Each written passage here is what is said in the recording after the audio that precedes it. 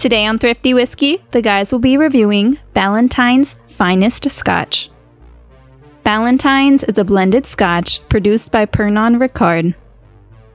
It is a blend of peated single malt and single grain whiskies. This bottle comes in at 80 proof. We paid $18 for our bottle with an average retail price of $20. As always, your prices may vary. Enjoy. Thanks for letting our viewers know what we're having today, Joyce. Let's go ahead and find out for ourselves. Ooh. Caramelly. Interesting. Buttery? Like a brown butter. I'm getting like a butter toffee. Yeah. All right, the longer I smell it, though, I'm starting to get some grain notes there. So far, I'm really liking the nose on this one. Just a hint of sweetness. I liked it initially, but the more I'm smelling it, the less good it's becoming. No, I still like it.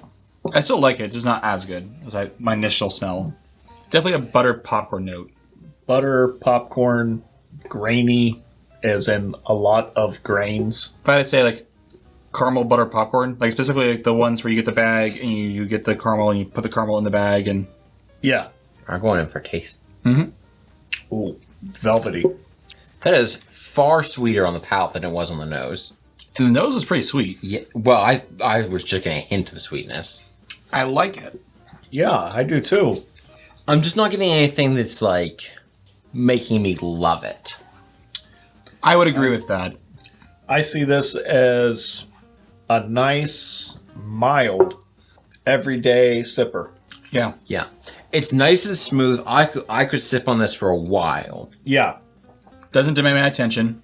This is something that I would sip on while I'm doing something else. This is not going to be the focus of the evening, but this is something I would enjoy as I'm doing something else. I think this is my prop my feet up in the Barca Lounger watching TV whiskey. The water brings out more of the same on the nose with a little bit of must. Yeah, I'm getting... Yeah. Like old saddle leather. It's still good. Mm-hmm. I think it was better without water. But still fine. I didn't ruin it. Right. I just now know, okay, this is when I would drink neat. I think it would still be okay on a rock. Like, it wouldn't be as good, but if you really want something cold, it would be okay. Oh, yes. Yeah, like, it's still good. You're right. It's still good. It would be still good on the rocks. On a rock. I would want more than one. Yeah, probably like a rock. Get one sphere rock, and that's it. And if you're looking for a good spherical ice cube, check out our link down below. We're going to move to ratings. Our viewers want to know what we think of the nose, palate, and finish on a scale of 0 to 5. Initially, first whiff of this, I wanted to go with a 5 on the nose. I thought it smelled fantastic. And as I continued to smell it, my enthusiasm kind of dwindled. And Josh, you mentioned that yourself. I'm actually going to go 3.5. I really, really like the nose, but it wasn't anything spectacular. I think if the initial aromas that I were getting had sustained, I would have kept it at a higher rating. Palate. Wasn't really much to write home about. There's some good notes. Nothing overly fantastic. Nothing exciting. I'm really only going to go with a 3. And then the finish, I don't even remember mentioning anything about the finish. I'm going to go with a 1 on the finish on this one. So I'm going to go in reverse order. Okay. Because you made an excellent note. We said nothing about the finish because this finish is literally nothing to write home about. I'm giving it a 1 as well. The only way this could have been worse for the finish is if it was a bad finish. Yeah. It just wasn't present. On the palate, this is good. It was smooth. It was velvety. I like the notes I got, but there just wasn't a wow to it. It is a whiskey I would drink while I'm doing something else. My focus is never going to be drawn to it. I'm going to give it a 3. On the nose, I didn't get that good note that you guys got at the beginning. So I never had that. I think it's a 5, but it got worse with time. At the beginning, I thought it was a 3. I'm giving it a 2.5 because I think it does mellow as you sniff it more. I'm giving the nose a 3.5. I definitely didn't think it was a 5 necessarily at first, but I did think it smelled maybe like 4, 4.5. I'm going to give the palate a 3.5 as well. I actually thought the palate was really good. I think it, like what they're saying, it's not something I'm going to focus on, but I think this is good just as a sipping whiskey. You're going to pour it in your glass. You're going to put an ice cube in it. And you're going to drink it without any thought.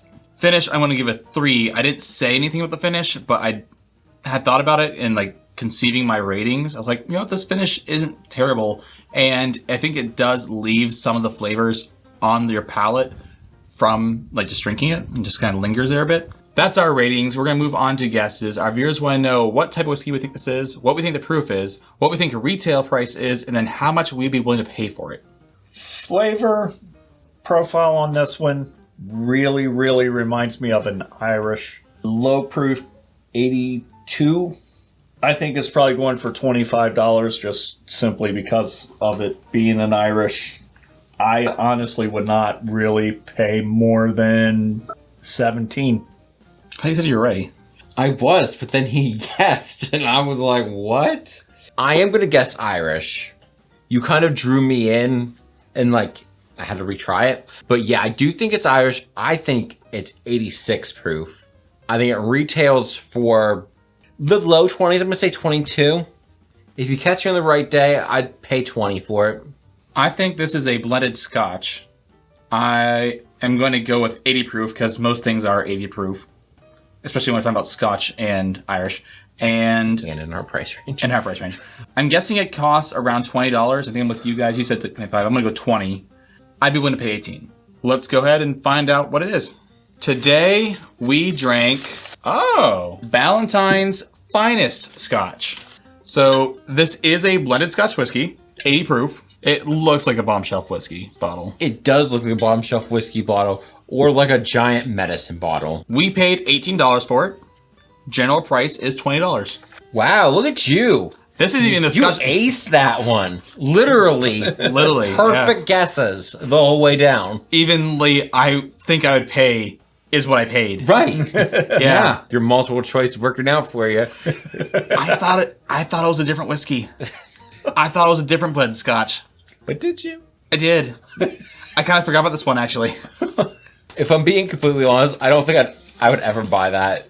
Simply because of the way the bottle looks. Yeah. It's not going to get me to pick it up. No. Yeah, the bottle appeal is not great, but I will say that there is a lot of people who do like this. They're like, oh yeah, for a blended Scotch, for our price point, they're like, yeah, it's great. So people aren't upset of it. I think I would prefer Grant's Triple Wood, but we won't know until we put them head to head. Well, if we're going to talk bottle appeal, I'm going with Grant's. Well, yes, obviously. Because that triangle bottle just gorgeous. It's perfect for gripping. It's just nice. It's really nice. And the whiskey's not bad either. For ratings from other sites, Distiller gave this an 84. Whiskey Advocate gave it an 81. Which I think is, comparing to like other ratings they've given, that's a fair rating from them. Tasting notes from around the web. On the nose, honey, sweet, fruit spice, and malt. On the palate, sweet, peat, fruit, mostly apple, vanilla and caramel, and then finish, peat, sweet, and smoke. This is a peated blended Scotch. I did not get any Would never have known that. Did not get any smoke.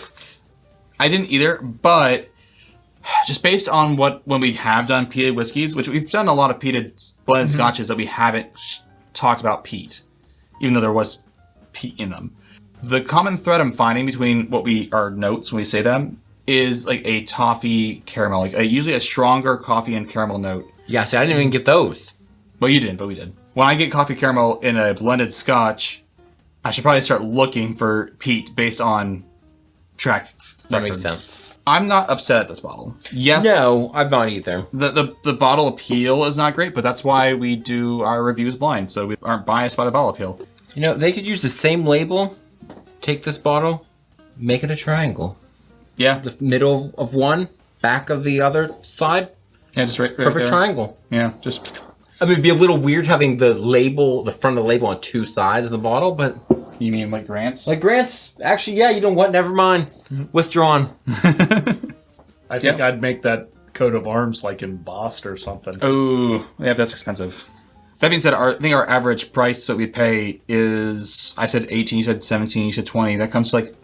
Right about what you paid. About what I paid, yeah. I said I would pay what it's worth. And not much more than what MSRP is. Right.